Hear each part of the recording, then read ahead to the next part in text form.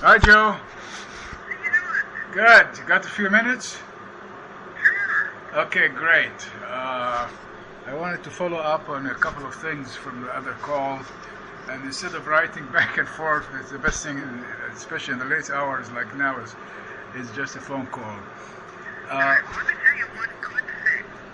Okay. I started thinking about how you were going to do the last note of Walter. Okay. And I think I got it. And I think, I feel comfortable doing exactly what you want to do. Okay. I was calling you to tell you that I'm seeing your point now. So we're meeting halfway, probably. Tell me what you have in your mind.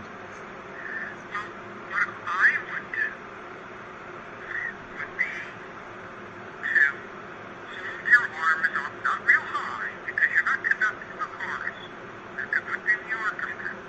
So like at shoulder level. And what Professor Pratt called this was a click. And if you think about it, you bring your arm down to a point and click up. That's the cutoff and gives the brass and wind players a chance to breathe. And then just come down, almost like you were throwing something down at the ground. And if you want to, you could do it with both hands when you come down. And I've seen conductors do that. They bounce up and then they just hold their arms up at the very end. Again, it's kind of easier to show rather than describe it, but that's how I would do it. But if you really want to do what you want, I've gotten to the point where it seems a little bit more natural. Well, here is what I went to halfway, so to speak. I think the word "click" is what I like. It exactly expresses what I want to do. Now, the circle that I want to do for the cutoff is a clockwise circle, and so if you think of it, a click downwards would be in the same direction of the circle. A click up, however, would act as if it is a preparatory note for something. So the preparatory note you go up. Exactly. Preparatory note. It's a preparatory to breathe. Exactly. Exactly right. So now, since the circle is going clockwise, think of it clockwise means go almost downwards and then upwards and then back down.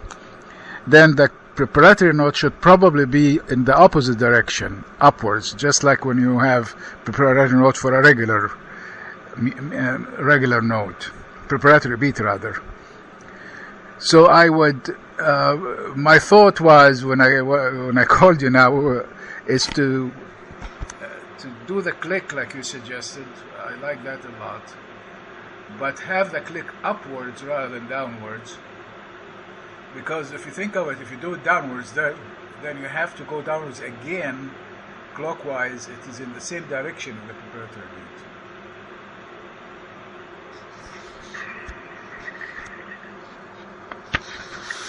Okay, most of the clicks that Professor Pratt and everything talked about is definitely downward motion with a rebound upward.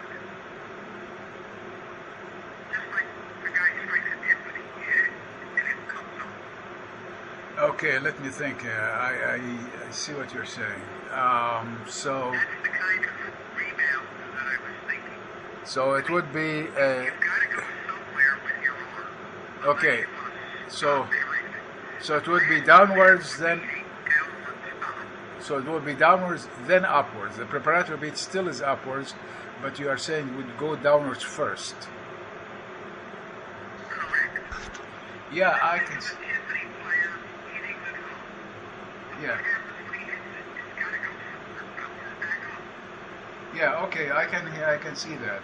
So the, the important point that I had that I wanted to emphasize is that the preparatory beat would be upwards before the circle, but I would agree that a downward movement before that would be useful also.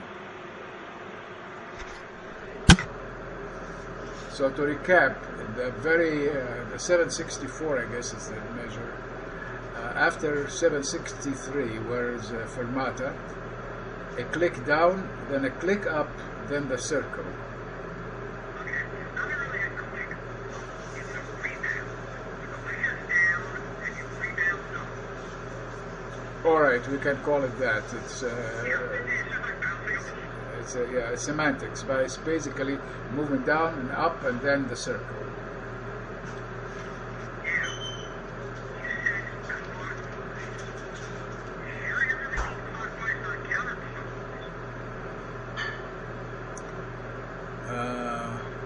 No, clockwise. If you see what I always do, I do it clockwise. You're talking about clockwise going from left to right. Right. Do you have access to the video of the Shakespeare video that we sent recently? The one that Elizabeth sent with the Cinema Award business? At the very end of that, there is a good, very close up on that action, that movement. Next time we talk, we should have a Zoom so I could find the tape and play it for you. But if you look in your emails for Elizabeth and enter something about award or something, Cinema Award or Shakespeare maybe, you'll get the video. I remember seeing the award video. I didn't watch the whole thing, but from near the end, I could go. Yeah, the very end of the Aida, the closing of the Aida march. And look at me, he has the camera right on the hand, so you can't miss it. And I think it is a clockwise. As in fact, in my memory, it is clockwise. I was just doing it now. Okay.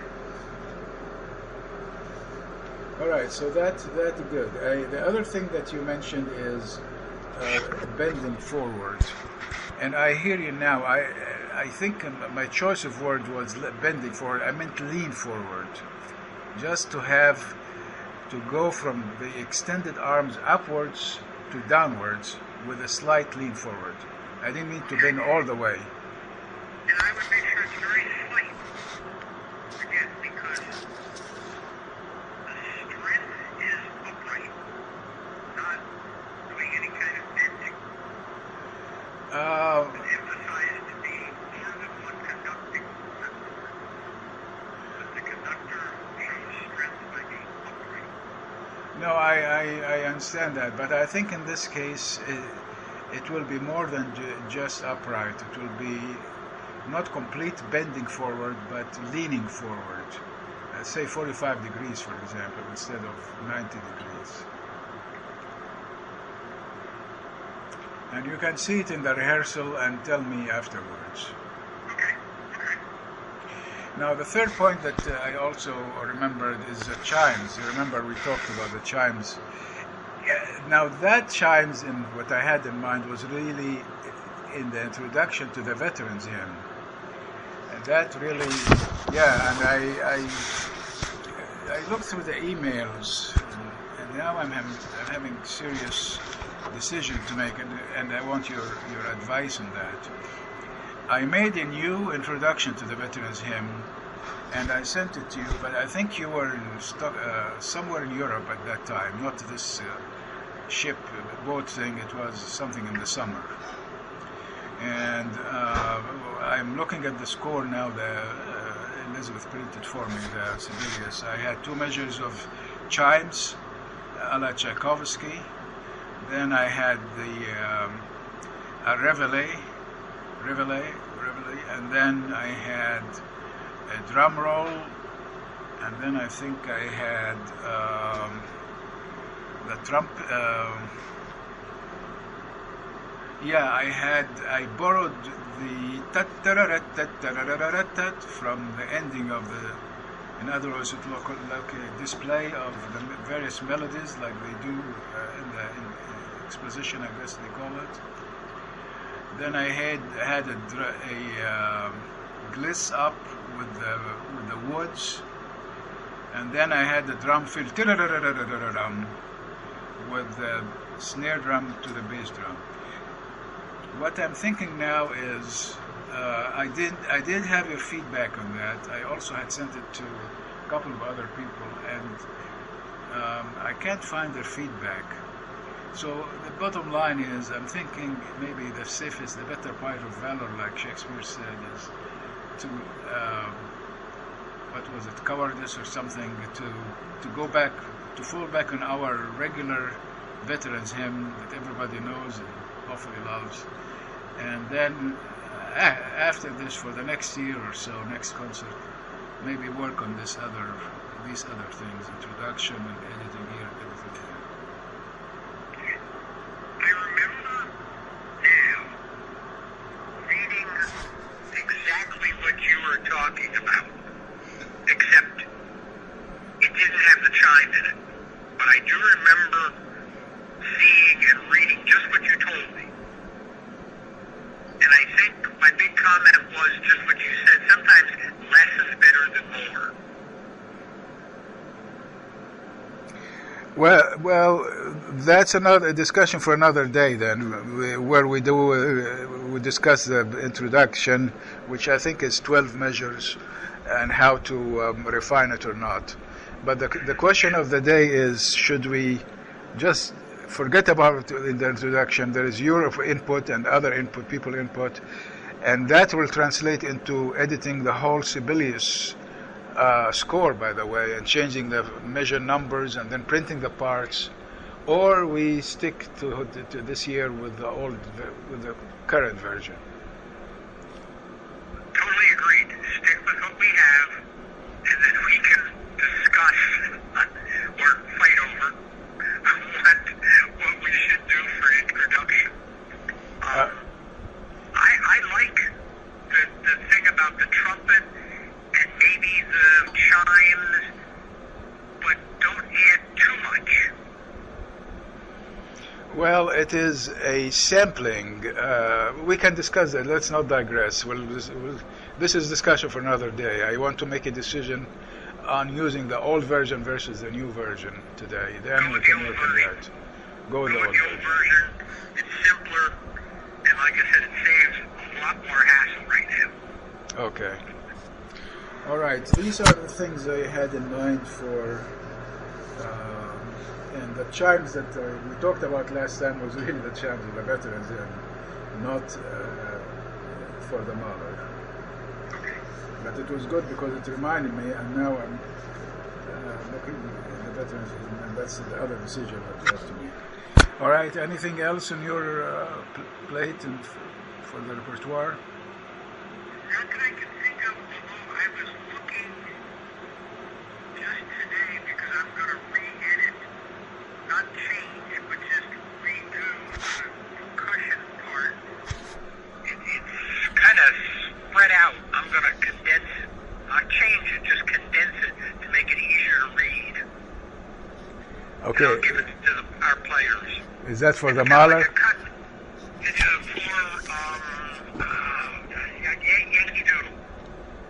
Yankee Doodle. Yeah, I'm not going to change anything. All I'm going to do is just re-edit it to make it a little easier to read for the percussion players. Okay, but here you say you give it to the players, then we'll end up with two versions, one with the player and one in our library. I'd rather have whatever you do, we make it the final, if you and Elizabeth agree on, and replace the old one with it. Let me do this. I will work on it the next day or two, send it to you and Elizabeth, see what you think. If you don't like it, I'll throw it out. If you like it, replace it.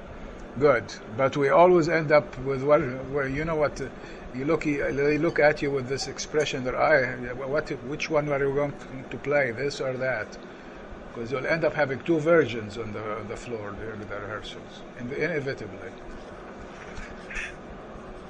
Yep, I'll do that. Let you guys look at it and then see what you think. Okay. Now Elizabeth was mentioning something about how great thou art. Was there anything there that's still missing? No. The one we're missing is O Solo Mia. Oh, Solomea, I'm having, yes, good question. I'm having our friend, the guy who is a saxophone player, clarinet, who is a composer also, by the way, very gifted guy. Will come to me. He's editing it in Sibelius. He's very good with the Sibelius, and I think I sent you the new thing, but you bailed on me. You went to greener pastures in Europe, I guess. So he's trying to finish that, and basically what I'm doing there is I'm cutting a repeat. I'm making it shorter. I don't know if you have my emails there where I wrote you my framework or not. Remember seeing it? That one I don't remember. Okay, it probably looks intimidating because I wrote it with the Mahler system of repeating and redundant here and redundant there, just to make sure that people understand what I'm saying. But then the result is the person looks and says, "Wow, this is horrendous." But here is, in a nutshell, it is first verse, refrain, I guess, then the first verse, then the refrain, then go back to the second time of the refrain, not second verse, omitting the second verse. That's basically the flow of it. And if you like, I can send you again the framework, but it will probably look like hieroglyphics to you. Yeah, I'll just wait until he's finished with the editing, and then that should be no problem. Okay, and the other thing, by the way, that I did there is I made it a powerful beginning with brass rather than the weakling strings. And usually it is starts with the violins, and it's nice because it's Neapolitan. But in this case, I'm doing it for a military audience, so I started with the brass and gave it a rather starkly powerful beginning. But wait till you get the score and tell me what you think. Yeah, I don't think that's going to be a problem. Now, I just thought of one other thing. I did put in an email to Elizabeth that we need to really verify this. The Mahler, the trombone parts contain some lines that have a C clef. And we need to make sure all the players are comfortable reading the C clef, or somebody's going to have to transpose it for them. Okay, that's a good point. She's not right here now, but I'll talk to her about that and have her respond to you. I think we have two almost professional trombonists. One of them is a professor of trombone in the orchestra this time. But that's a valid point. I'll have her check on that and circle back to you. It's good that we have some people that know that they can always do the transpositions, but I don't know about the other players. Right. No, that's a good point. And also, I think Elizabeth found someone who can do the B-flat trumpet transposition. So she's working on that. Okay, I don't know which players would want the B-flat and which players would want a C and which players could just read right off the F. Yeah, but if we have that in our under pocket in our library, then we in a crunch somebody comes and says, "I can't play this." Well, here it is. Here is the other one. and I think your point for the library is well taken. Right. Okay. How is everything with you otherwise? How is the retirement treating you? So far, so good. We're working very hard to get our concert for next 2 Sundays ready. I was going to send you a little 5-minute video that was produced for publicity for our concert, describing what we're doing with the Afro-American Music Library in IU. Oh, sure. Basically what this one composer did, he wrote this thing, I think it was in the 80s, and he received a grant to write it, but not enough money to ever publish it. So they found the original score, we got money to, transcribe it, and it's now in published form, and we're doing the world premiere. Okay, that's great. That's great. Yeah, send me that.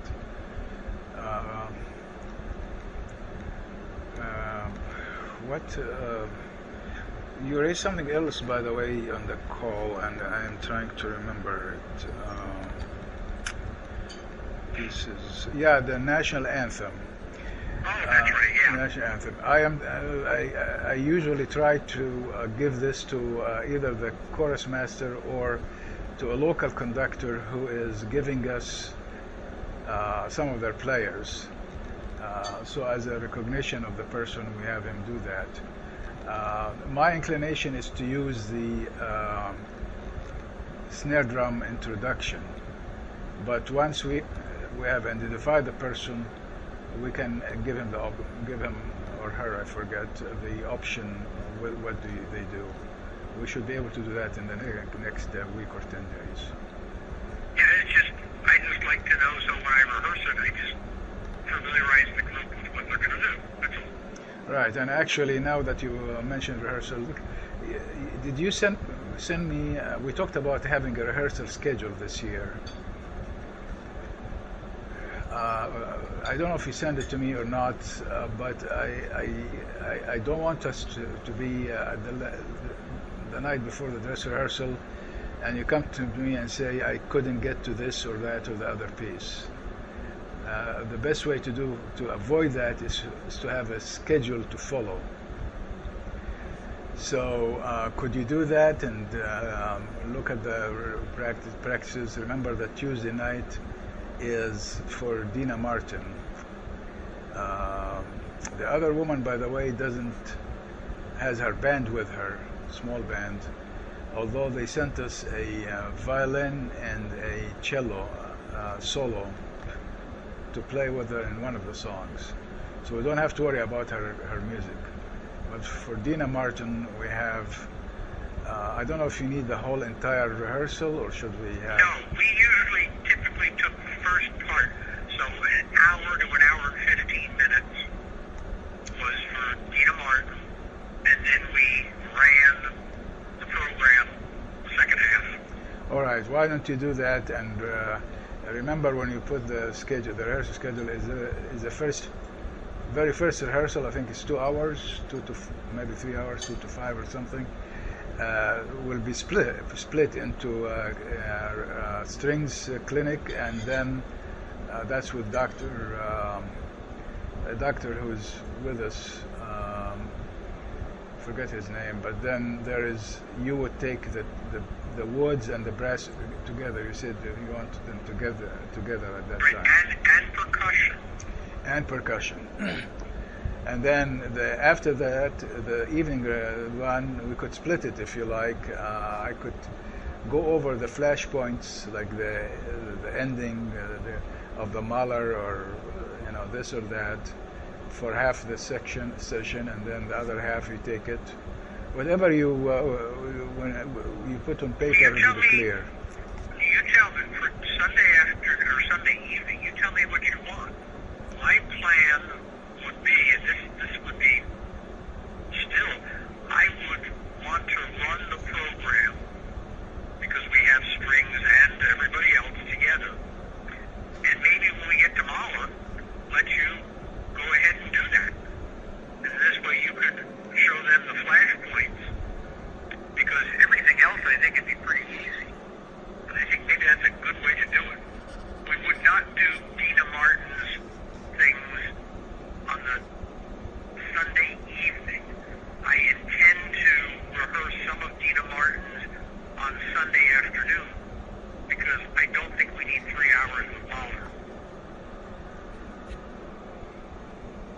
And you need the woods and the breast for that?